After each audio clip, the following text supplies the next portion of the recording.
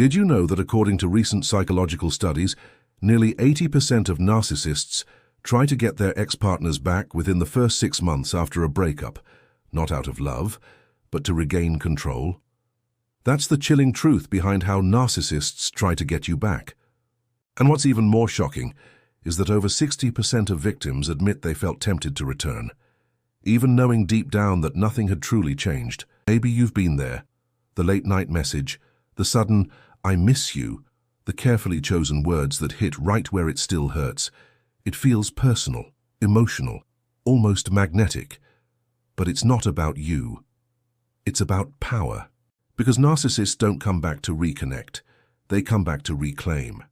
In today's video, we're diving deep into the hidden psychology of their comeback, the emotional hooks, the subtle manipulation, and the reasons why you still feel drawn to them long after they're gone. You'll understand the real motives behind every text, every silence, every fake apology, and most importantly, how to break free from their control for good.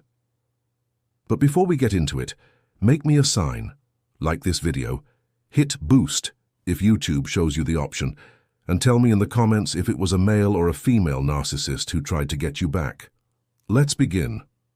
Carl Jung once said, "Until you make the unconscious conscious, it will direct your life and you will call it fate." And this is exactly how narcissists move, silently, strategically, and almost predictably.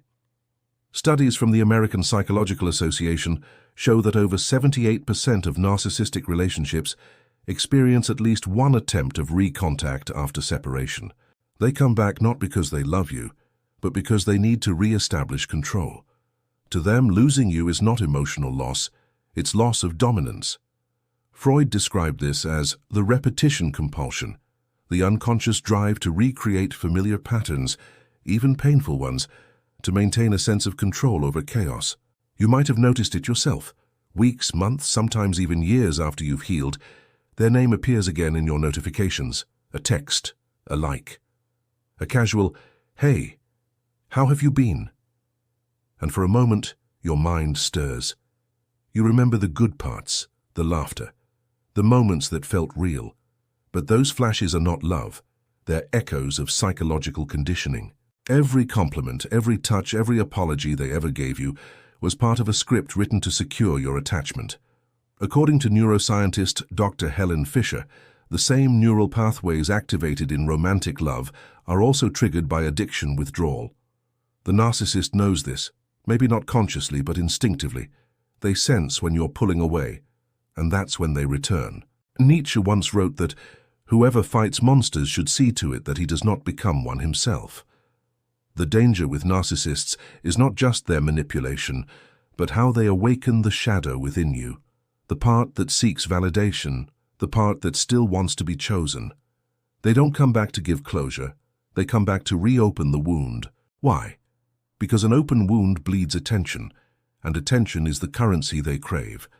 Studies in behavioral psychology have shown that narcissists experience a measurable dopamine surge when they receive admiration or emotional reactions, even if it's anger or pain. Silence, on the other hand, starves them. That's why they'll text just enough to reignite curiosity, to test the door, to see if you're still emotionally available. Philosopher Eckhart Tolle once said, "The ego thrives on resistance and opposition." A narcissist's ego operates like this. They see every act of your independence as defiance. When you begin to heal, you disrupt their narrative. You're no longer a reflection of their control. That's why their comeback often happens right after you've found peace. They sense your energy shifting. They may appear changed, gentle, even remorseful. But look closer. Their words are not built on truth. They're built on memory. They remind you of who you were with them, not who you've become without them. Psychologists call this the hoovering phase, a term borrowed from the vacuum cleaner brand, because that's exactly what they do, suck you back into the cycle. And this cycle always follows the same rhythm. Idealize, devalue, discard, return. It's mechanical, not emotional. But here's something most people don't realize. When they come back, it's often because their new source of validation has failed. They don't miss you. They miss the control you gave them. According to research from the University of Georgia, narcissists score high in what's called emotional parasitism. the need to feed off another person's emotional stability to regulate their own mood. When their new target stops supplying attention, they turn back to the most reliable source, you. But here's where you begin to regain power. Awareness changes everything. Once you understand that their return isn't about love but about energy, the illusion starts to fade. Descartes said, "To know what people really think, pay attention to what they do, not what they say. When they reappear, observe the pattern. Do they take responsibility, or do they subtly rewrite the past to make themselves the victim? The latter is their favorite tactic, rewriting history to make you question your perception. That's called gaslighting, and it's one of the oldest forms of psychological control. When you start to see through the performance, you no longer feel confused, you feel free. Because the truth is, they can only manipulate what you still don't understand. The moment you recognize their re-entry as a move, not a message, the spell breaks. Jung believed that healing begins the moment you face what once had power over you with understanding instead of fear. So when they return, as they always do, don't ask, "Why me?" Ask instead, "Why now?" Because that question shifts the focus from the emotional to the analytical. You move from being a participant in their pattern to being an observer of it. And in that shift, you take back your peace, your clarity, and your story. Friedrich Nietzsche once said, "The will to power is the engine of human behavior." For narcissists, that will to power becomes their oxygen. Everything they do, every text, every silence, every gesture, is part of a psychological game designed to maintain control over how you perceive them, and more importantly, how you perceive yourself. Studies from the Journal of Personality Disorders reveal that narcissists score extremely high on dominance motivation and extremely low on empathy response, meaning they're wired to control, not to connect. What looks like affection is often strategy. What feels like closeness is calculation. Sigmund Freud described this dynamic in his theory of narcissistic object relations, where people with narcissistic tendencies use others as emotional mirrors rather than independent beings. They don't want you to love them, they want you to confirm their importance. When that confirmation stops, their ego begins to crack, and that's when control becomes obsession. You've probably seen it. They analyze your reactions like a scientist studying a specimen. If you pull away, they push harder. If you react, they retreat, only to pull again when you least expect it. It's not emotional chaos, it's emotional architecture. Every move is designed to make you uncertain, because uncertainty creates dependence. Carl Jung called this psychic possession, when another person's energy takes root inside your psyche. A narcissist uses subtle forms of control, inconsistency, guilt, confusion, and silence. Each is a psychological hook. Silence, for example, isn't absence, it's manipulation. Research from the University of Oxford found that silent treatment triggers the same neurological pain centers as physical injury. Narcissists know this instinctively. They withdraw affection not to distance themselves, but to make you chase clarity. And the moment you do, they've re-established control. Eckhart Tolle explained that ego feeds on resistance. The narcissist doesn't need your love, they need your reaction. Whether it's anger, confusion, or longing, any emotional response validates their sense of existence. That's why they often reappear calm and composed after chaos. It's not healing, it's performance. They stage serenity to trigger your guilt. You start to wonder, was I the problem? That question alone puts you back under their influence, because once you doubt your perception, they can rewrite reality. Nietzsche warned that the most common form of human stupidity is forgetting what one is trying to do. And that's what control does.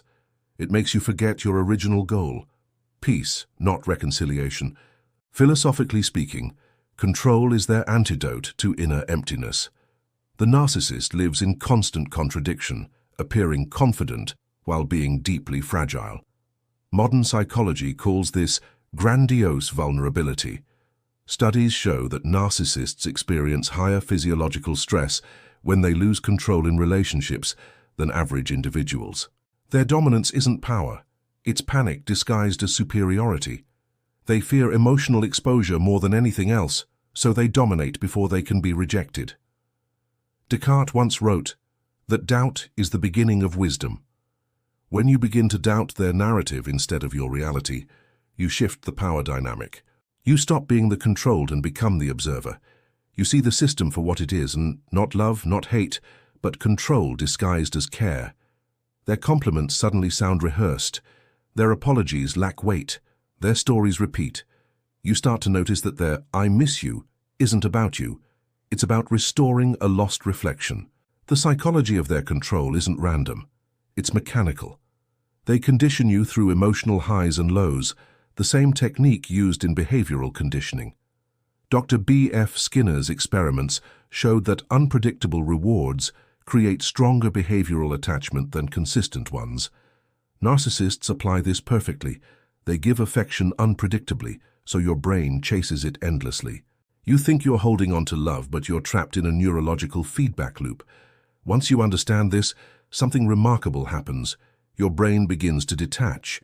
You no longer interpret their silence as punishment. You see it as a test. You stop explaining yourself because you realize explanation is fuel for their control.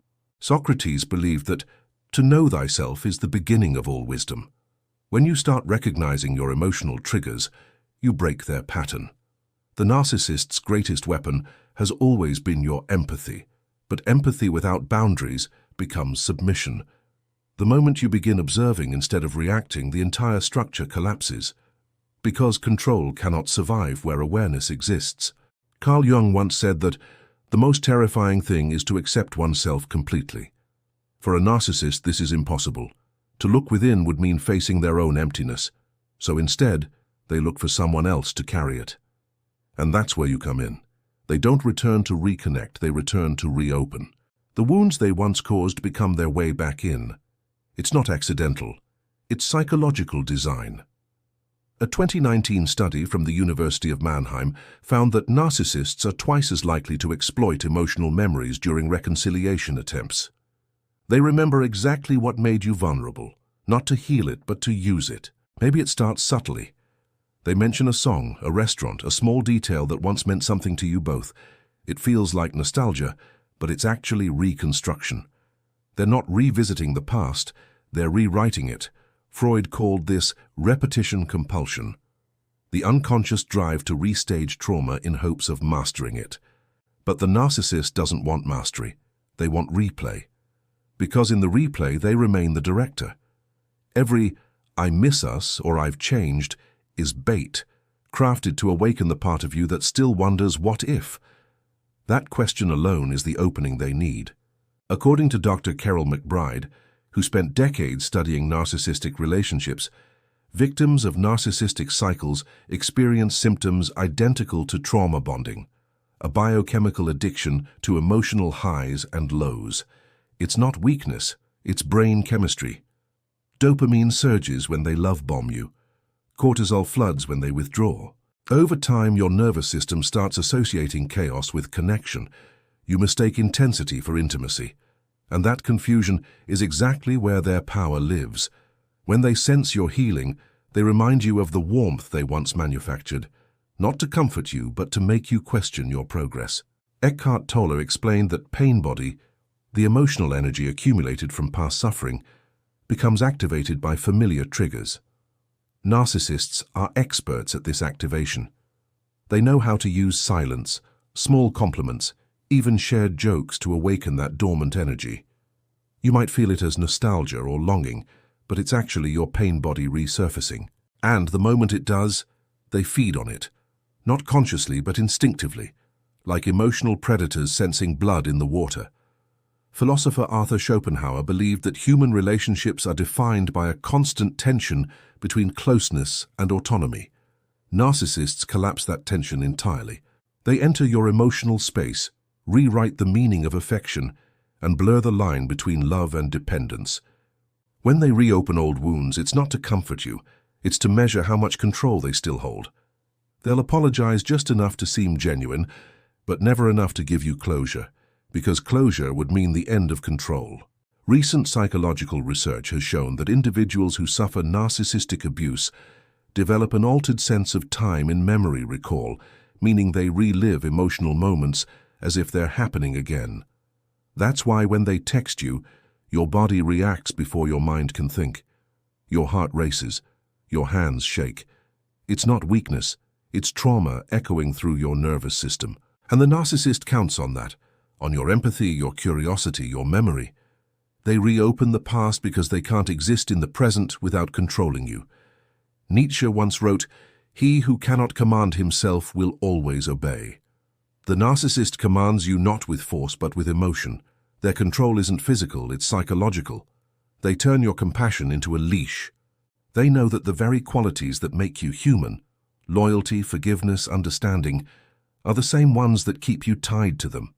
It's a cruel paradox, but one you can break only through awareness. And here's the truth, they can't reopen what you've healed with consciousness. The more you understand the mechanisms behind their behavior, the less control they have. You begin to see the pattern, not the promise. When they say, "I miss you," you hear, "I miss the version of me you reflected." When they apologize, you no longer feel warmth, you feel observation. You become aware of the subtle tension in their tone, the calculated pauses, the way they mirror your emotions to gain sympathy. That's emotional mimicry, a technique even documented in studies on social dominance. The real escape begins not by running from them, but by understanding them so deeply they can no longer surprise you. Socrates taught that understanding dissolves illusion, and once the illusion falls, the emotional hooks lose their grip. You stop reacting, you start witnessing. The wound no longer defines you, it becomes wisdom. The same pain they once used to trap you becomes the doorway to self-knowledge. Carl Jung believed that every person we meet reveals a part of ourselves we've not yet understood. That's why even after months, maybe years, you still feel tethered to the narcissist, not through love, but through reflection. They mirrored you so perfectly that walking away feels like amputating a piece of your own identity. In psychology, this is called mirroring, and it's one of the narcissist's most powerful tools. Research from the University of Toronto found that individuals with high narcissistic traits mimic speech patterns, interests, and emotional responses of their partners within the first 3 weeks of contact. They study you, absorb your rhythm, and reflect it back until you believe you've found a soulmate. But what you actually found was your own reflection, dressed in their disguise. It's why the connection feels magnetic, almost mystical. You weren't in love with them. You were in love with the version of yourself they mirrored. And that's what makes letting go so difficult. When they vanish, they take that reflection with them, and you're left not just missing them, but missing you. Freud called this the narcissistic injury, the pain that comes from losing the illusion that someone else could complete us. It's not heartbreak, it's identity shock. The mind keeps replaying moments, trying to understand what was real. That's why closure with a narcissist feels impossible, because what you're trying to close never truly existed. Philosopher René Descartes once said, "The greatest minds are capable of the greatest vices as well as the greatest virtues." Narcissists use that duality like art. One day they are light, empathy, understanding. The next, they are cold precision. That oscillation confuses the brain. It keeps you locked between fantasy and fear, never resting in truth. This inconsistency builds what neuroscientists call a trauma loop, where the brain constantly seeks resolution from the same source that causes the pain. That's why you still feel connected. Your nervous system hasn't learned that the danger and the desire come from the same person. Eckhart Tolle once described the ego as a phantom self created by unconscious identification with the mind. Narcissists feed on that phantom, both theirs and yours. When you think about them, analyze them, argue with them in your head, you're still feeding the energetic cord between you. The connection isn't physical, it's psychological and spiritual. They thrive in your mental space, even your anger keeps them alive there. That's why they sometimes resurface just when you've stopped thinking of them. It's as if they sense the energy fading, and they reach out, not to reconcile but to reignite. Carl Jung spoke of the shadow, the part of ourselves we deny but which always finds expression through others. Narcissists awaken that shadow. They expose your need to be seen, your longing to be understood, your unhealed wounds from childhood. That's why the connection feels sacred, even karmic. But it's not destiny, it's projection. You projected your deepest longing onto someone incapable of holding it, and in that projection they found power, Because to control you, they didn't need to dominate you. They just had to become what you already wanted to believe. Modern psychology confirms this illusion.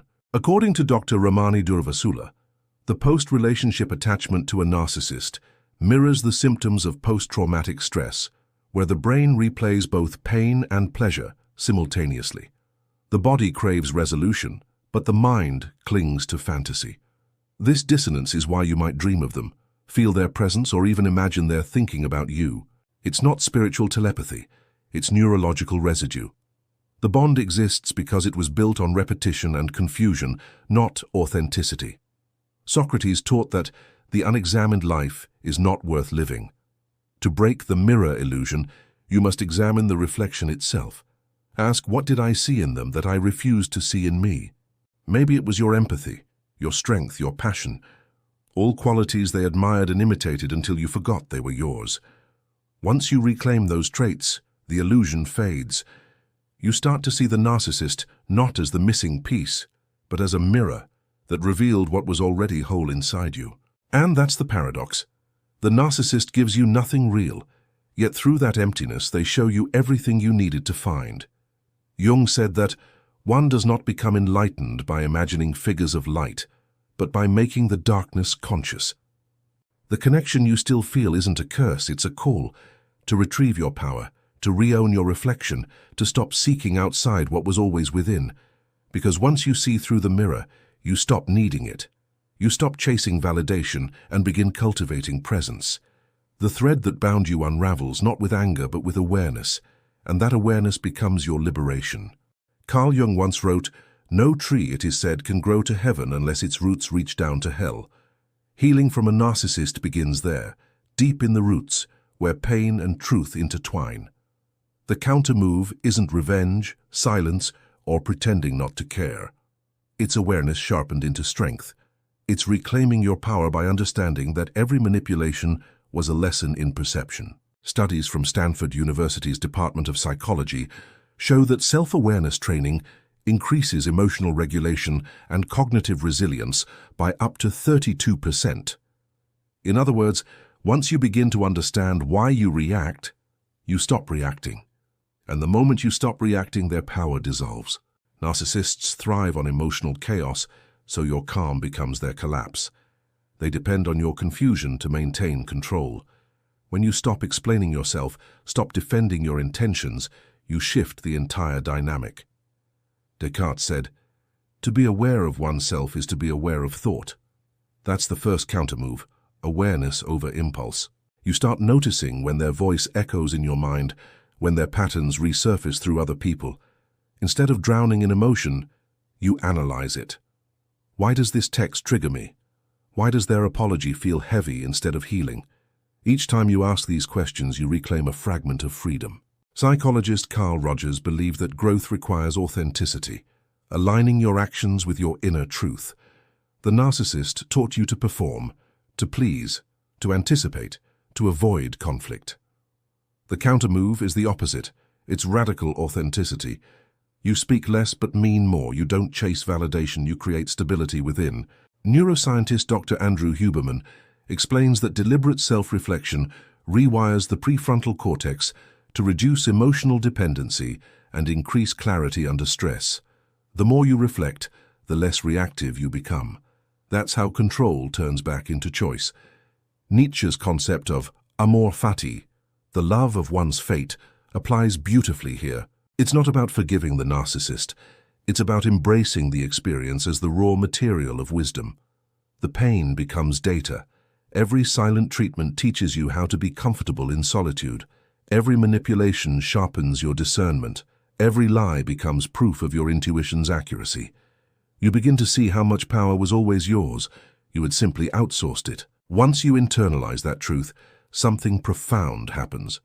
The narcissist loses access to your energy. They can reach out, but they no longer reach in. Eckhart Tolle says, "Awareness is the greatest agent for change." The countermove, then, is not confrontation, but elevation. You rise in frequency. You no longer match their energy of drama or control. You observe without absorbing. You respond without reacting. You exist without explaining. That's true freedom, when your peace no longer depends on anyone's perception. Socrates taught through questioning, not preaching. Apply that same philosophy to yourself. Instead of asking, why did they do this to me? Ask, what did I allow and why? Not from guilt, but from growth. Each answer brings clarity, and clarity is armor. When you start recognizing the early signs of manipulation, love bombing, guilt tripping, subtle blame, your intuition fires faster than your emotions. You detach before being entangled. And that's not coldness, that's mastery. Philosophically, freedom has never meant escape. It has meant understanding. The Stoics believed that freedom begins where desire ends. Once you stop desiring their validation, you regain your sovereignty. You learn to redirect that energy inward, toward your body, your goals, your self-worth. Research in positive psychology has shown that people who channel emotional pain into creative or physical pursuits experience a 60% increase in long-term emotional resilience. That's your countermove in motion. Transform, don't retaliate. There's a quiet moment in healing when you realize you no longer want closure, explanation, or even acknowledgement. You've outgrown the story. You no longer need them to understand what they did because you finally understand yourself. The narcissist's return no longer tempts you, it teaches you. Their silence no longer hurts, it highlights your peace. Their manipulation no longer confuses, it confirms your evolution. The countermove isn't about winning, it's about transcending the game entirely. As Jung said, I am not what happened to me, I am what I choose to become. That's the essence of freedom, choosing meaning over memory, awareness over attachment, self-respect over validation. And when you reach that level of consciousness, the narcissist can no longer find you, not because you've hidden, but because you've healed. Carl Jung once said, there is no coming to consciousness without pain. Liberation doesn't arrive in a single moment of victory. It comes slowly, in the quiet understanding that what once broke you is now what shaped you. You begin to realize that the narcissist was never your downfall, but your mirror, the painful teacher who forced you to see where your boundaries ended and where your truth began. Psychologists call this post-traumatic growth, a phenomenon observed in over 65% of individuals who recover from emotional abuse, according to studies from the University of North Carolina. The same patterns that once chained you are now the blueprint of your awakening. At first, you confuse peace with emptiness. The silence after chaos feels unnatural. You wonder if healing means losing the intensity that once defined love. But then something shifts. You wake up one morning and their voice in your head is gone. Their opinion no longer shapes your day. You stop replaying conversations in your mind. That's liberation, not forgetting, but no longer needing to remember. As Nietzsche wrote, one must still have chaos in oneself to give birth to a dancing star. The chaos you endured becomes the fire that refines your self-respect, your patience, your ability to stand alone. Freud believed that healing begins when repetition ends, when you no longer feel the urge to return to the familiar pain. The narcissist thrived on repetition, same arguments, same apologies, same cycle. Liberation starts when you stop performing that dance. You begin to understand that forgiveness isn't for them. It's the act of cutting the emotional cord that kept you bound. You forgive not to reconnect, but to release the last residue of their control. And this forgiveness is quiet, private, powerful. It doesn't need an audience. It's an act of sovereignty. Eckhart Tolle reminds us that awareness and pain are inseparable until awareness dissolves the pain. The more conscious you become, the less control pain has. You start noticing patterns not as threats but as lessons. You realize that every person you attract mirrors your level of self-respect. Where there was once chaos, now there's clarity. You stop rescuing others because you've learned to rescue yourself. You stop searching for closure because peace has become your default state. This is what true freedom feels like.